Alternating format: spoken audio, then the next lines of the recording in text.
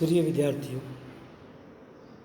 आज के इस लेक्चर में हम लाजपत राय के सामाजिक विचारों का अध्ययन करेंगे।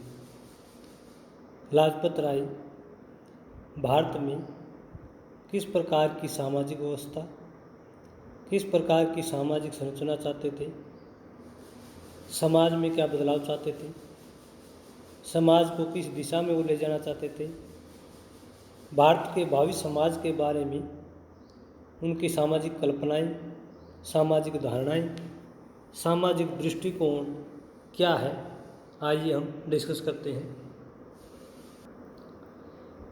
लाजपत राय एक उग्र राष्ट्रवादी होने के साथ साथ देश के प्रमुख समाज सुधारक थे। उन्होंने भी समाज का गहराई से अध्ययन किया। सामाजिक घटनाओं से प्रभावित होकर उन्होंने अपनी सामाजिक परिकल्पनाएं की, सामाजिक धारणाएं प्रकट की। उनके सामाजिक विचारों में सबसे पहला जो विचार है वो दलितों के उद्धार से संबंधित है। लाजपत राय ने भारत में दलितों की दयनीय स्थिति पर गंभीर चिंता प्रकट की और माना कि हिंदू समाज में वर्ण व्यवस्था के कारण दलितों का कोई मान सम्मान नहीं है।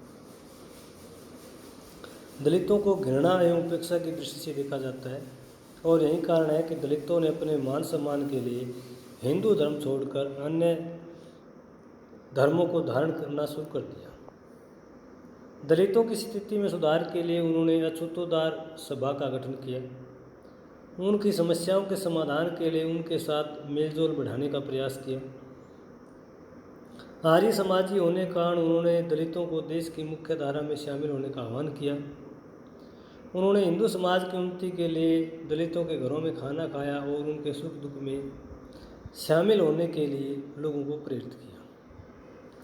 23 फरवरी 1928 को लाजपत राय ने एक संशोधन प्रस्ताव पेश किया कि सरकार दलितों की शिक्षा के लिए 1 करोड़ रुपए का प्रावधान करे और अछूतों को सड़कों, कुओं और राज्य को शिक्षा संस्थाओं का उपयोग करने की अनुमति दी। लाजपत राय भारत में सामाजिक परिवर्तन चाहते थे। सामाजिक परंपराओं, सामाजिक कुरीतियों, सामाजिक अंधविश्वासों के प्रति उनका गहरा आक्रोश था कि हिंदू समाज में समाज के कुछ लोगों के जिसमें वर्ण व्यवस्था में जिनको नीचे स्थान दिया गया है, उनके साथ दुर्व्यवहार किया जाता है, वो समाज की मुख्य धारा में शामिल नहीं है और यही कारण है कि हिंदू समाज की संख्या वो लगातार घटती जा रही है। लाजपत राय ने बाल विवाह में सुधार के लिए काफ़ी प्रयास किए। उन्होंने 15 सितंबर 1928 को अजमेर मारवाड़ के विधायक ने केंद्रीय विधानसभा में बाल विवाह को रोकने के लिए हिंदू बाल विवाह विधेयक प्रस्तुत किया। लाजपत राय ने इस विधेयक का समर्थन किया। 9 फरवरी 1928 को हरि सिंह गौड़ ने 1818 की भारतीय दंड संहिता को संशोधित करने के लिए बाल संरक्षण विधेयक प्रस्तुत किया। इस विधेयक का मुख्य उद्देश्य था नाबालिग बच्चियों के साथ संभोग को रोका जाए और लाजपत राय ने इस विधेयक का पूर्ण समर्थन किया। तो लाजपत राय बाल विवाह की समस्या से चिंतित थे और वो चाहते थे कि बाल विवाह पर रोक लगे ताकि जो समाज के अंदर लड़कियों की, महिलाओं की जो स्थिति है उसमें और सुधार हो। लाजपत राय भारत में सामाजिक दृष्टिकोण से जाति व्यवस्था के विरुद्ध थी। उनका मानना था कि हिंदुओं में जाति प्रथा ने हिंदू समाज को पूरी तरह से बिखेर दिया है। जाति प्रथा ने हिंदू समाज में द्वेष, ईर्ष्या, असमानता और घृणा को पैदा किया। उनका कहना था कि प्रारंभ में जाति कर्म के आधार पर समाज विद्यमान थे, लेकिन धीरे धीरे यह जन्म के आधार पर निर्धारित होने लगी। वर्तमान समय में जाति व्यवस्था ने हिंदू समाज में एक विकृत रूप धारण कर लिया। जाति प्रथा के कारण हिंदू समाज एकजुट नहीं हो पाया और परिणाम स्वरूप हिंदू धर्म का पतन होने लगा और हिंदू अनुयायियों की संख्या लगातार घटती जा रही है। लाजपत राय ने हिंदू समाज को मजबूत करने के लिए जाति व्यवस्था की आलोचना की ताकि हिंदू समाज आगे बढ़ सके, हिंदू समाज में एकीकरण हो, जाति के नाम पर हिंदू समाज में जो अंतर बना हुआ है, गैप बना हुआ है, भेदभाव बना हुआ है, वो धीरे धीरे समाप्त हो जाए।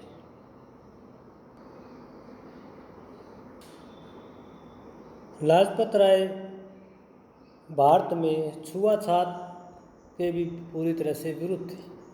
उनका कहना था कि छुआछूत हिंदू समाज का एक कलंक है और जब तक हिंदुओं में छुआछूत की भावना रहेगी तब तक हिंदू समाज आगे नहीं बढ़ सकता।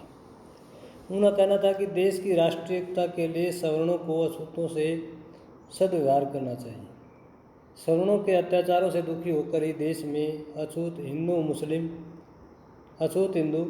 मुस्लिम ईसाई व अन्य दूसरे धर्मों को ग्रहण करते जा रही। उनका कहना था कि हमें किसी भी व्यक्ति का उसके कार्य, धर्म या जाति के आधार पर निरादर नहीं करना चाहिए। उन्होंने कहा कि मैं कठोर से कठोर भाषा में अस्पृश्यता का खंडन करता हूँ। उसकी किसी तरह से हिमायत नहीं हो सकती। वह सर्वथा अमानवीय एवं बर्बर संस्था है। हिंदू धर्म और हिंदुओं के योग्य नहीं है। लाजपत राय ने कहा कि छुआछूत जो है वो हिंदू समाज को लगातार कमज़ोर करती जा रही है। छुआछूत के कारण ही समाज के जो निम्न वर्ण के लोग हैं वो धीरे धीरे हिंदू धर्म को छोड़ करके इस्लाम, ईसाइयत और दूसरे धर्मों को लगातार जो है ग्रहण करते जा रही है। तो ये हिंदू समाज के पतन का एक बड़ा कारण है। इसलिए वो चाहते थे कि किसी भी व्यक्ति को दूसरे व्यक्ति के साथ जाति या वर्ण के आधार पर दुर्व्यवहार नहीं करना चाहिए, ताकि हिंदू समाज जो है और ज़्यादा मजबूत हो और ज़्यादा आगे बढ़े। लाजपत राय ने अपने सामाजिक विचारों में आर्य समाज के प्रचार प्रसार पर काफ़ी बल दिया। उनका कहना था कि पंजाब में आर्य समाज के कारण ही प्राचीन भारत का गौरवगान हुआ है। उन्होंने कहा कि पंजाब के आर्य समाजियों ने थॉमस पेन, मैजिकी, जॉर्ज वाशिंगटन की रचनाओं से ही राजनीतिक स्वतंत्रता का विचार ग्रहण किया है। उनके विचार में आर्य समाजियों ने हिंदुओं को गैर हिंदुओं, ईसाइयों और मुसलमानों के विरुद्ध एकत्रित किया। उन्होंने कहा कि आर्य समाज ने भारत में डीएवी यानी दयानंद एंग्लो विद्यापीठ के नाम से अनेक शिक्षण संस्थाएं स्थापित की। इन शिक्षण संस्थाओं का मुख्य उद्देश्य है हिंदू समाज की एकता एवं प्रगति के लिए प्रयास करना था। उनका मानना था कि आर्य समाज के कारण ही हिंदू समाज में एकता व समन्वय की भावना पैदा हुई। लाजपत राय मानते हैं कि आर्य समाज ने हिंदुओं को एकीकृत करने में, हिंदुओं को संगठित करने में महत्वपूर्ण रोल अदा किया है, क्योंकि दयानंद एंग्लो विद्यापीठ डीवे के नाम से जितनी संस्थाएं हैं उनमें वेदों के बारे में, वेदांत के बारे में, जो हिंदू धर्म का ये प्रतीक है, काफ़ी शिक्षा दी जाती है। और इन शिक्षण संस्थाओं का उद्देश्य जो है हिंदू समाज की एकता और प्रगति के लिए कार्य करना है। तो आर्य समाज पर उन्होंने काफ़ी बल दिया और ख़ुद भी वो पहले ब्रह्म समाज में थे, बाद में देश की भलाई के लिए, कल्याण के लिए आर्य समाज में शामिल हो गए। स्वामी दयानंद ने समाज में जो कमज़ोर वर्ग है, विशेष करके मजदूर वर्ग की ओर भी अपना ध्यान आकृष्ट किया। उन्होंने कहा कि मजदूर वर्ग देश की अर्थव्यवस्था की रीढ़ होता है। उन्होंने कहा कि जब तक मजदूरों की दयनीय स्थिति में सुधार नहीं होगा तब तक देश का वास्तविक सुधार नहीं हो सकता। उन्होंने कहा कि हमें मजदूरों को शिक्षा और संगठन बनाने की सुविधा बहुत शीघ्र देनी चाहिए। उन्हें ऐसी शिक्षा मिलनी चाहिए जिससे वे अपने आप सोच विचार कर सके और राष्ट्र के हर प्रकार के विकास में योगदान दे सके। उन्होंने कहा कि तरुण भारत को जिन लोगों से प्रेरणा ग्रहण करनी चाहिए वे लोग हैं जो अपने पसीने से अपनी रोटी कमाते हैं, जो उत्पादक हैं, जो जानते हैं कि गरीबी क्या है, अज्ञान क्या है, अवसरों का अभाव क्या है, पराधीनता क्या है। लाजपत राय ने एक प्रकार से श्रमिकों के योगदान को रेखांकित किया है कि श्रमिक जो है वो देश की अर्थव्यवस्था की रीढ़ है। श्रमिक देश की अर्थव्यवस्था को मजबूत करते हैं। उन्हें पता है कि गरीबी क्या है, अज्ञानता क्या है, अभाव क्या है, परेशानियां क्या है, कष्ट क्या है, क्योंकि उन्हें हर वस्तु का अभाव होता है और वो एक प्रकार से शांत होकर के देश के विकास में योगदान दे रही हैं। इसलिए श्रमिकों पर विशेष ध्यान देने की आवश्यकता है। लाजपत राय ने समाज सेवा के ऊपर भी बल दिया है। उन्होंने कहा कि समाज सेवा का जो विचार है वो वास्तव में भारत में एक प्रकार से राष्ट्रवाद का विचार है। गोखले ने 1905 में समाज सेवा के लिए सर्वेंट्स ऑफ इंडिया सोसाइटी की स्थापना की। लाजपत राय ने भी 9 नवंबर 1921 को Servants of the Peoples Society की स्थापना की। वे सार्वजनिक सेवा को राष्ट्र जीवन के लिए आवश्यक समझते थे। उनका कहना था कि समाज सेवा हमारे चरित्र का एक भाग है, प्रत्येक व्यक्ति को इसकी आदत डालनी चाहिए। यानी समाज की सेवा करना जो है वो एक प्रकार से देश की सेवा करना है, मानवता की सेवा करना है, और प्रत्येक व्यक्ति को समाज की सेवा करने का जो विचार है वो अपने चरित्र में उसको शामिल कर लेना चाहिए। समाज की सेवा करते वक्त सेवक के मन में किसी भी प्रकार के पुरस्कार या स्वार्थ की भावना नहीं होनी चाहिए, बल्कि बिना किसी निष्काम के, बिना किसी उद्देश्य के दूसरों की मदद करना ही वास्तव में असली मदद कहलाता, असली सहायता कहलाती है, और इसी से जो है समाज की सेवा होती है।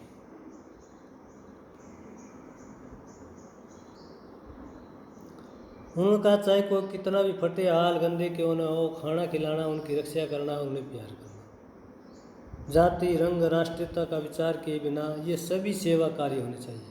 यानी देश में प्रत्येक व्यक्ति को दूसरे व्यक्ति की हर प्रकार से सेवा के लिए तत्पर रहना चाहिए, दूसरों की कठिनाइयों में उसकी सहायता करनी चाहिए। उन्होंने कहा कि स्त्री जाति की हर तरह से सहायता करना भी हमारा लक्ष्य होना चाहिए। भारत में कितनी भी उन्नति क्यों न कर ले, अगर इसके निवासियों में सार्वजनिक सेवा का भाव नहीं हुआ तो इसका पतन हो जाएगा। यानी एक देश को आगे बढ़ने के लिए ज़रूरी है कि उस देश के लोगों में सार्वजनिक सेवा का भाव हो, पब्लिक सर्विस का, दूसरों की सेवा करने का, दूसरों की मदद करने का, दूसरों को हर तरफ से कोऑपरेट करने का जब तक विचार नहीं होगा तब तक वो देश आगे नहीं बढ़ सकता। लाजपत राय ने महिलाओं के उदार दृष्टिकोण के ऊपर भी बल दिया। लाजपत राय एक महिलाओं के प्रति काफ़ी उदारवादी चिंतक थे। उन्होंने कहा कि भारत एक पुरुष प्रधान देश है और यहाँ की महिलाएं पुरुषों की छाया की तरह पीछे भागती हैं। महिलाओं को किसी भी क्षेत्र में पुरुषों के समान भागीदारी नहीं है।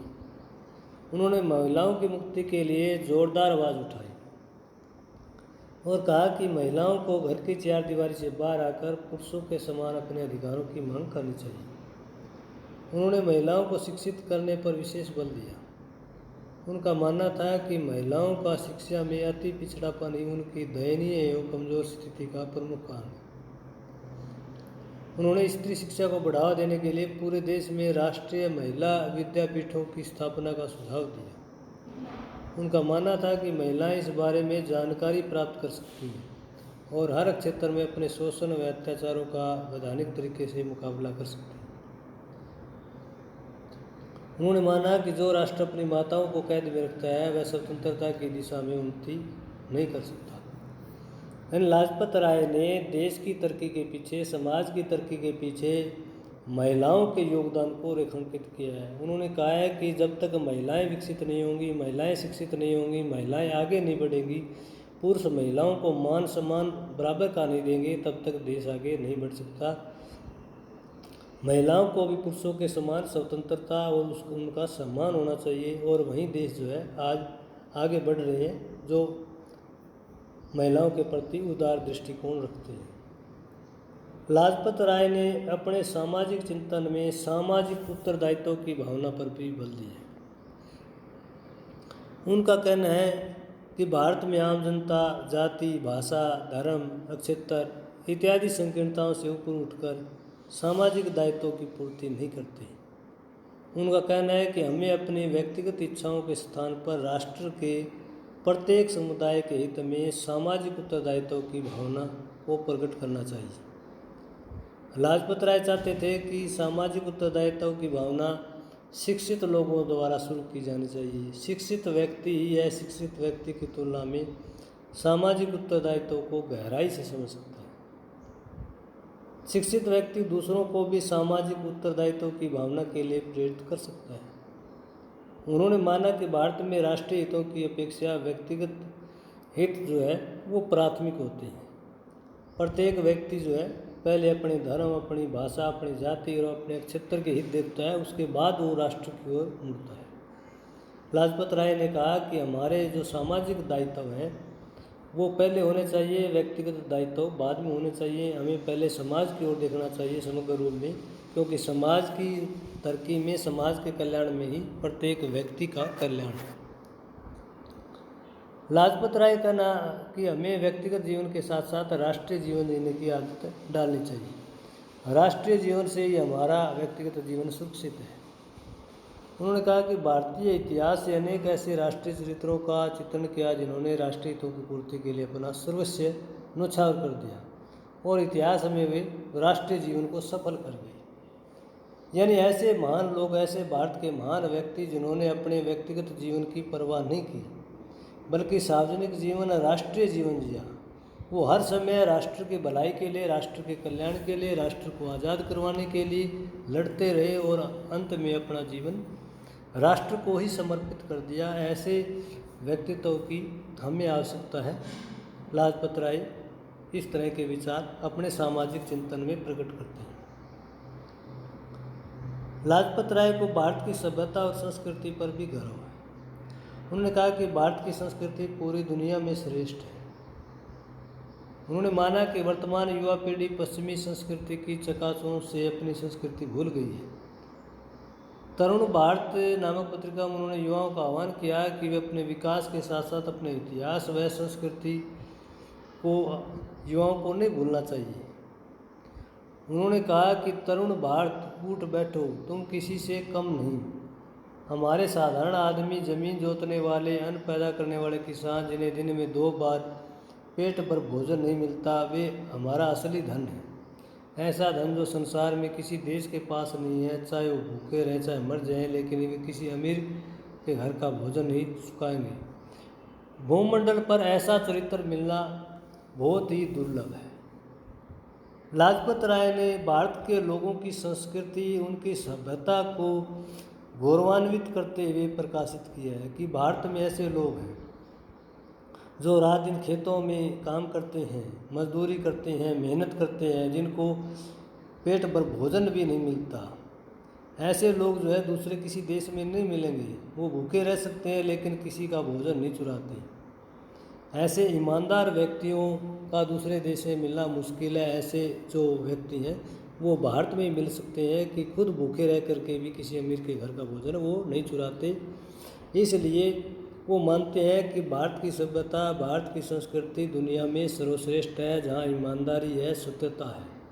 तो लाजपत राय ने अपने सामाजिक चिंतन में ये विचार प्रकट किया है कि पश्चिमी संस्कृति की चकाचौंध हमें छोड़नी चाहिए। भारत की जो परंपरागत संस्कृति है उस संस्कृति को फॉलो करना चाहिए, जो सादगी की, सत्यता की शिक्षा देती है। दूसरी ओर पश्चिम की जो भौतिकवादी संस्कृति है, जिसमें मानवीय संवेदनाएं नहीं पाई जाती, ऐसी संस्कृति के पीछे हमारे युवाओं को नहीं दौड़ना। तो लाजपत राय के सामाजिक विचारों से संबंधित आज का हमारा ये लेक्चर था कि सामाजिक चिंतन क्या है, सामाजिक दृष्टिकोण है, वो भारत में किस तरह का सामाजिक मूवमेंट चलाना चाहते थे, किस तरह की सामाजिक व्यवस्था, सामाजिक संरचना भारत में चाहते थे। तो लाजपत राय से संबंधित ये आज का लेक्चर आपको कैसा लगा कमेंट करके ज़रूर बताइएगा। अगर ये लेक्चर पसंद आता है तो अपने मित्रों के साथ इसे लाइक कीजिए, शेयर कीजिए और चैनल को सब्सक्राइब करना न भूलिए, ताकि आने वाली हर नई वीडियो आप तक आसानी से पहुंच सके। Thank you.